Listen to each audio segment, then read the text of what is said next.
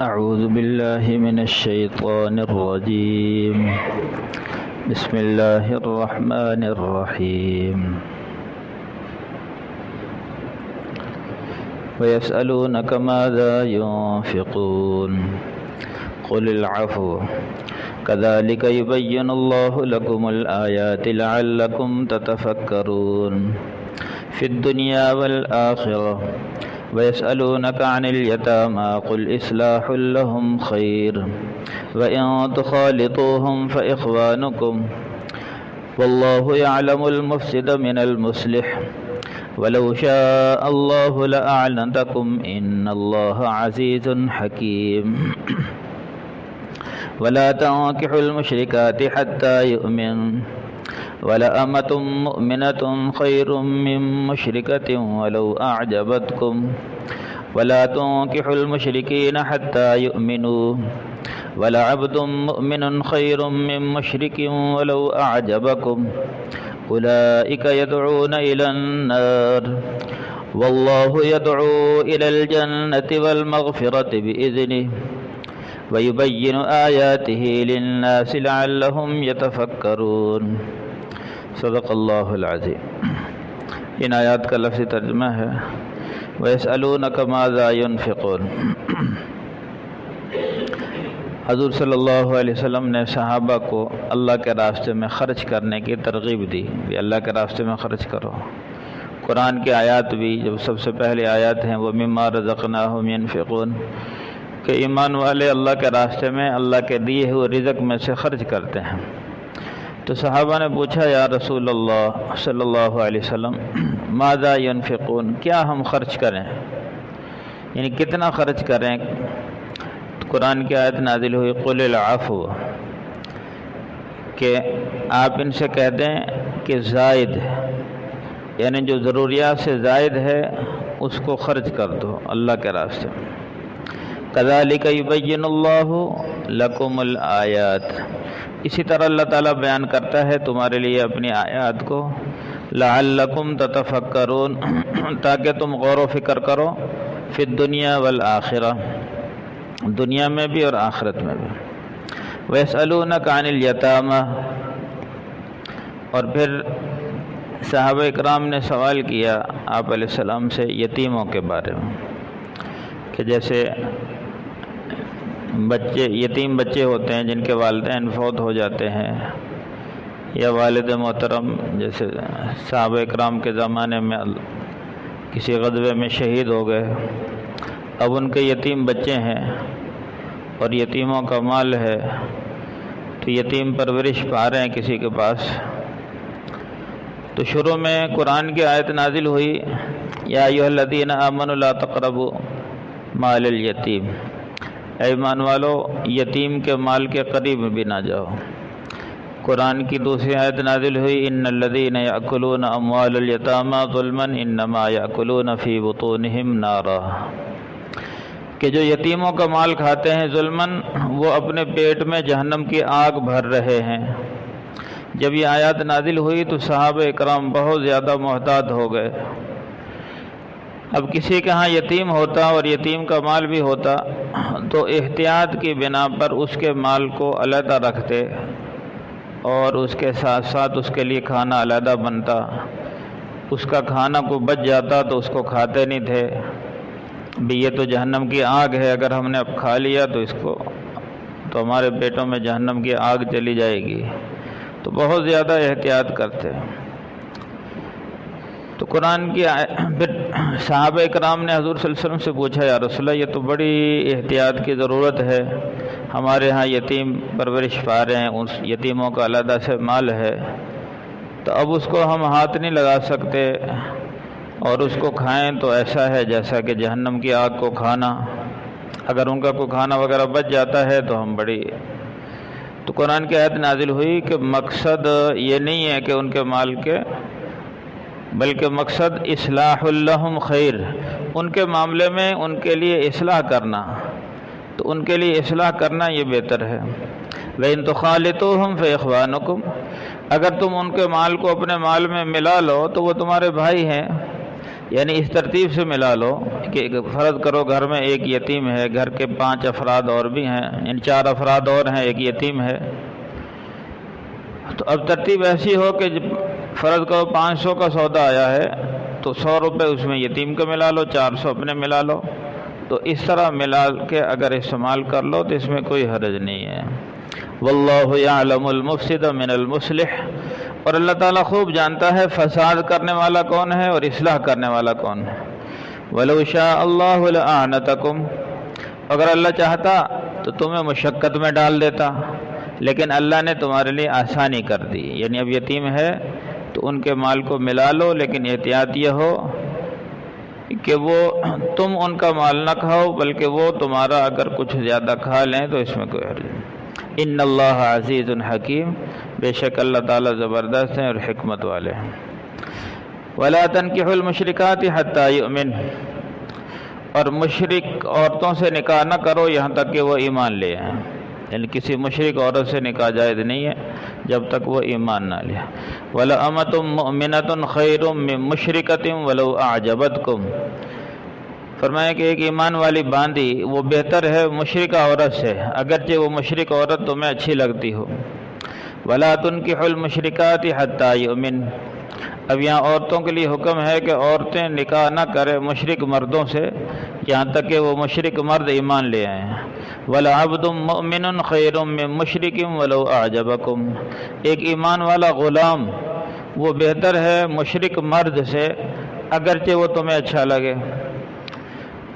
اولئک یدعون الی النار، یہ جو مشرک ہیں یہ تمہیں بلاتے ہیں آگ کی طرف، جہنم کی طرف۔ واللہ یدعو الی الجنۃ والمغفرۃ باذنہ، اور اللہ تعالیٰ تمہیں پکارتا ہے جنت کی طرف اور مغفرت کی طرف اپنے حکم سے۔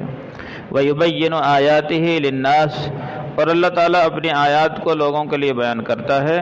لعلہم یتذکرون، تاکہ یہ لوگ نصیحت حاصل کریں۔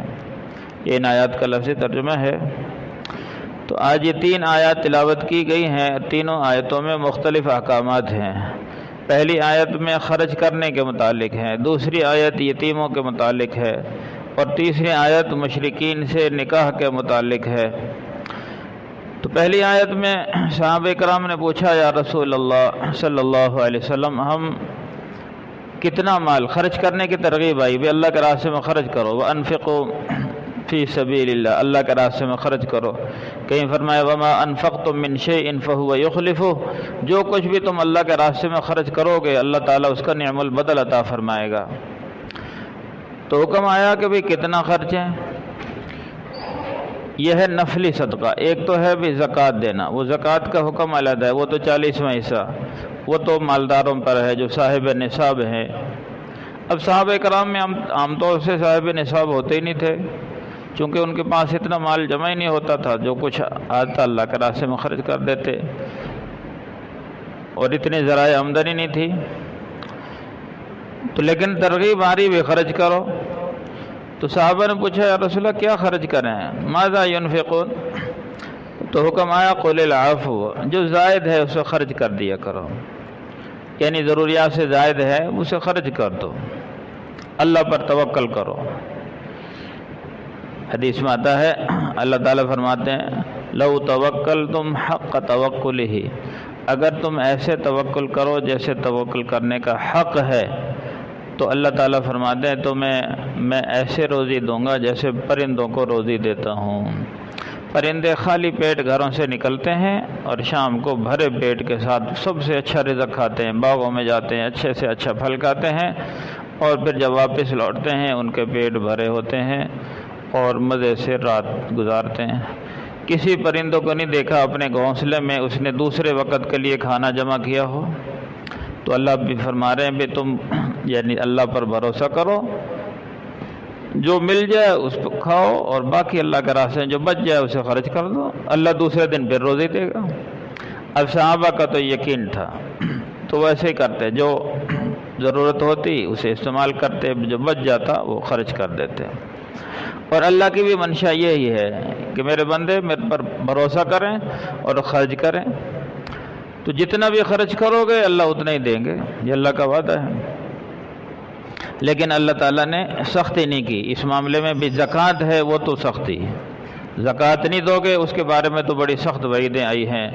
فرمایا الذین یکنزون الذهب والفضة ولا ينفقونها فی سبیل اللہ فبشرهم بعذاب علیم، جو لوگ سونا چاندی جمع کرتے ہیں اور پھر اس کی زکوٰۃ نہیں دیتے، یعنی دینار و درہم، سونا چاندی سے مراد دینار و درہم، اس زمانے کے میں سونے کے دینار ہوتے تھے، چاندی کے درہم ہوتے تھے، تو آج کل روپیہ پیسہ، تو جو لوگ روپیہ پیسہ جمع کر لیں اور اتنا جمع کر لیں اس پر زکوٰۃ فرض ہو گئی اور پھر اس میں سے زکوٰۃ نہ دیں تو ان کے بارے میں تو بڑے سخت وعید ہے۔ فرمایا ان کو دردناک عذاب کی بشارت سنا دو، اور وہ عذاب کیسا ہوگا؟ یوم یحمى علیہا فی نار جہنم فتکوی بہا جباہہم وجنوبہم وظہورہم ھذا ما کنزتم لانفسکم، کہ فرمایا کہ وہ سونے چاندی کو ڈھالا جائے گا، یعنی اس کو پگھلایا جائے گا، پگھلانے کے بعد اس کو سخت کھولتا ہوا وہ سونا اور چاندی ان کی پیشانیوں پر انڈیلا جائے گا، ان کی پیٹھ پر، ان کی پہلو پر، اور کہا جائے گا یہ تمہارا خزانہ ہے جس کو جمع کرتے تھے، اب اس کا مزہ چکھو۔ تو اس لیے میرے بھائی زکوٰۃ میں تو ذرہ برابر کوتاہی نہ ہو۔ تو زکوٰۃ کے علاوہ بھی اگر ضروریات سے زائد مال ہے تو اس کو اللہ کے راستے میں دے دو، جتنا دو گے اللہ اتنا ہی، جتنا اللہ کے راستے میں خرچ کرو گے اللہ کی طرف سے اتنا ہی پاؤ گے۔ اور بلکہ یہ ایک بہترین نسخہ ہے اللہ سے مال حاصل کرنے کا، جو چاہتا ہے نا، ایک حدیث میں آتا اگر تم مالدار بننا چاہتے ہو حج کرو، مالدار بننا چاہتے ہو زکوٰۃ دو، مالدار بننا چاہتے ہو تو عمرہ کرو۔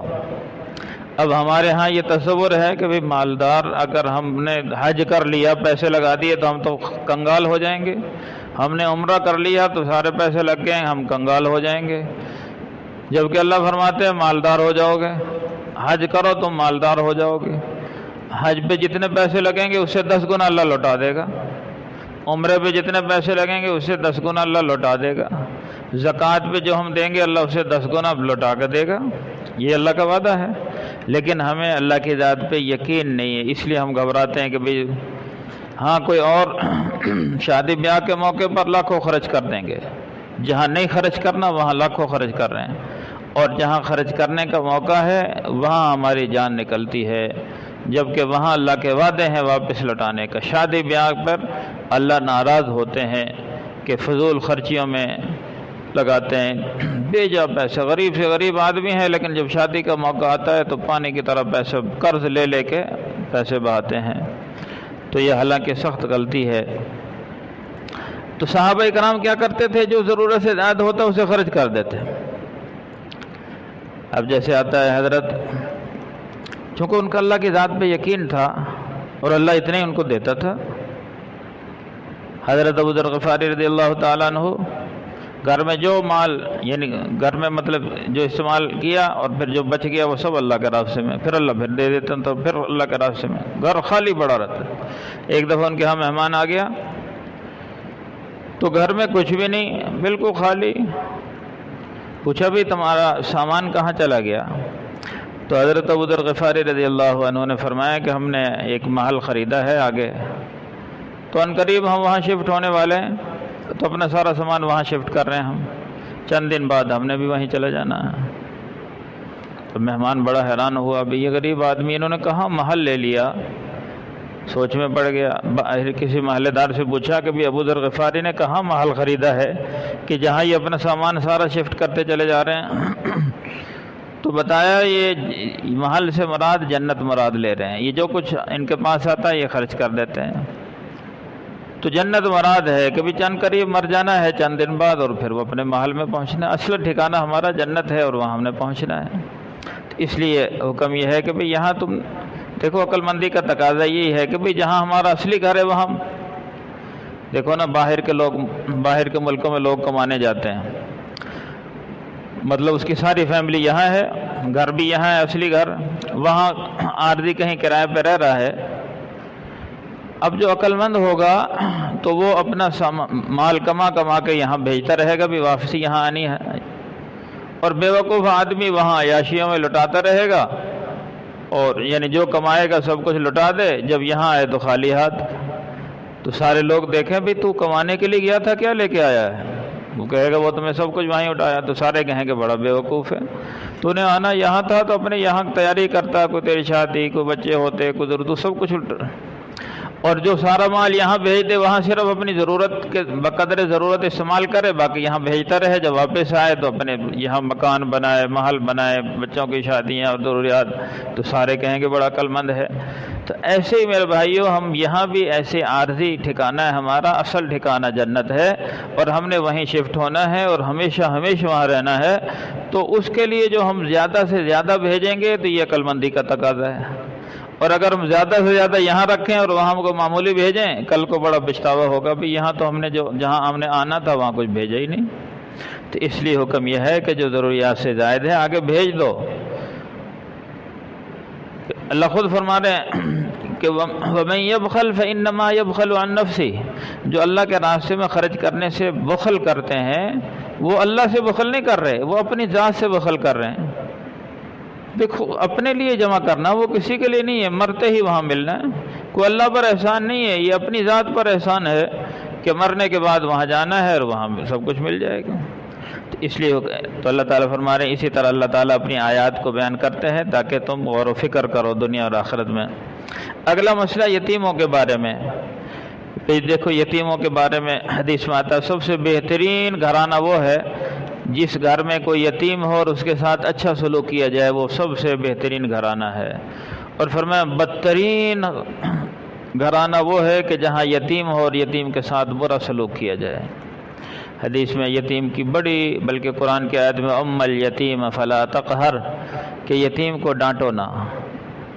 یتیم کو یعنی چونکہ اس کے اب والد نہیں ہے، اب تم نے اس کے دلاسا دینا ہے، تو یتیموں کا بڑا خیال قرآن میں بھی ہے اور احادیث میں بھی ہے۔ یتیموں کا مال کھانا، ان الذین یاکلون اموال الیتامی ظلما انما یاکلون فی بطونہم نارا، جو یتیموں کا مال کھا جائے وہ ایسا ہے کہ اپنے پیٹ میں جہنم کی آگ بھر لی۔ اب یتیم کی پرورش بھی ضروری ہے، جیسے عام طور سے ہوتا ہے بڑا بھائی فوت ہو گیا، اب اس کے بچے ہیں، اب ان کو رکھنا ہے، چھوٹے بھائی رکھ رہا ہے یا دوسرے گھر والے رکھ رہے ہیں، ظاہر رکھنا، ان کی پرورش، ان کی ضروریات کو پورا کرنا۔ تو اب ان کا مال ہے، وراثت میں ان کو مال ملا ہے، تو اس کو کیسے استعمال کرنا۔ تو صحابہ اکرام ایسے، آج کل تو ہمارے ہاں معاذ اللہ ظلم یہ ہے کہ وراثت تقسیم ہی نہیں ہوتی ہے، یعنی وراثت تقسیم نہیں ہوتی، جس کا جہاں داؤ لگتا ہے وہ اس وقت قبضہ کر لیتا ہے۔ حالانکہ حکم یہ ہے کہ جب مرنے والا مر جائے تو سب سے پہلے اس کی وراثت تقسیم کرو، سب سے پہلے اس کی تجہیز و تکفین ہے، جیسے تجہیز و تکفین سے مال بچے تو آ کے فوراً اس کی وراثت تقسیم کرو۔ لیکن آج کل اس کو بڑا معیوب سمجھا جاتا ہے کہ بھی دیکھو ابھی وہ فوت ہوا ہے، ابھی ہم وراثت تقسیم کر لیں، یہ تو کتنی بری بات ہے۔ حالانکہ بری بات ہے نہیں، اچھی بات ہے بھی آج ہی اگر حصے بکھرے ہو گئے تو انصاف کے مطابق ہو جائے گا، ورنہ پھر جب جوں دن دور ہوتے جاتے ہیں تو کسی کا قبضہ زیادہ ہوتا جاتا ہے، کسی کا کم، کوئی کہتا ہے میں نے تو اتنا پیسہ لگا دیا اس جائیداد پہ، اس مکان پہ اتنا پیسہ لگا دیا، یہ تو میرا ہے، اس میں تو جھگڑے ہوتے ہیں، بعد میں بہت زیادہ جھگڑے، پھر تقسیم بہت مشکل ہو جاتی ہے۔ حالانکہ فوری طور پر تقسیم بھی بیوی کا اتنا حصہ ہے اور بیٹیوں کا اتنا حصہ ہے، بیٹوں کا اتنا حصہ ہے، والدین کا اتنا حصہ، سب کے حصے فوراً تقسیم کیے جائیں۔ اور عام طور سے لوگ ہی وراثت کے مسائل پوچھتے ہی نہیں ہیں، حالانکہ علماء سے پوچھا جائے بھی کس کا کتنا حصہ بنتا ہے، پھر اس کو پورا حصہ دے دیا جائے۔ تو ایسے یتیموں کا معاملہ ہے، تو یتیموں کا ان کو پورا حصہ دیا جائے۔ پہلے زمانے میں یتیم اس کو پورا حصہ دے دیا جاتا، پھر اس کا مال اس کے یعنی کسی کو سرپرست بنا دیا جاتا، بھی تو اس کا سرپرست ہے، یہ اس کا مال ہے اور اس کو اس پر خرچ کرنا ہے۔ اب خرچ کرنے میں احتیاط یہ ہے کہ صحابہ اکرام اس بات سے ڈرتے، ان کا مال بالکل علیحدہ کر دیتے اور ان کے لیے علیحدہ سے کھانا پکتا، بھی اس میں بڑی مشقت تھی، تو اللہ نے اجازت دے دی بھی کھانا تو اکٹھا بنا لو، ان کا بھی حصہ ملا لو، اپنا بھی ملا لو، تو تاکہ ضائع نہ ہو، چونکہ ان کے لیے علیحدہ بنے گا، آپ کے لیے علیحدہ بنے گا، پھر اگر ان کا مال بچ گیا تو پھر اس میں مشقت آئے گی، اس میں خرچہ بھی زیادہ ہوگا، تو اس لیے حکم یہ ہے کہ ان کے مال کو ملا لو، وہ تمہارے بھائی ہیں، لیکن خیال یہ کرو کہ ان کے ساتھ زیادتی نہ ہو۔ واللہ یعلم المفسد من المصلح، فرمایا کہ اللہ تعالیٰ فساد کرنے والوں کو بھی جانتا ہے اور اصلاح کرنے والوں کو بھی۔ جب تم احتیاط سے چلو گے تو کوئی مسئلہ ہی نہیں، اور اگر تمہارے کھانے کی نیت ہوگی تو وہ بندہ ان کا علیحدہ بھی پکائے پھر بھی کھا سکتا ہے، تو اس لیے احتیاط ضروری ہے۔ وَلَوْ شَاءَ اللَّهُ لَعَانَتَكُمْ، اگر اللہ چاہتا تو تمہیں مشقت میں ڈال دیتا، اللہ نے تمہارے لیے آسانی کر دی۔ اللہ زبردست حکمت والا ہے، تو لہذا اللہ کے احکامات کو ہم مانیں، اس کے مطابق زندگی گزاریں۔ الحمد للہ رب العالمین والعاقبۃ للمتقین والصلاة والسلام علی سید الانبیاء والمرسلین۔ اللہم احسن عاقبتنا فی الامور كلها واجرنا من خزي الدنيا وعذاب الآخرة۔ اللہم وفقنا لما تحب وترضى من القول والعمل والفعل والنية والهدى۔ صلی اللہ تعالی علی خیر خلقہ محمد وآلہ واصحابہ اجمعین برحمتک یا ارحم الراحمین۔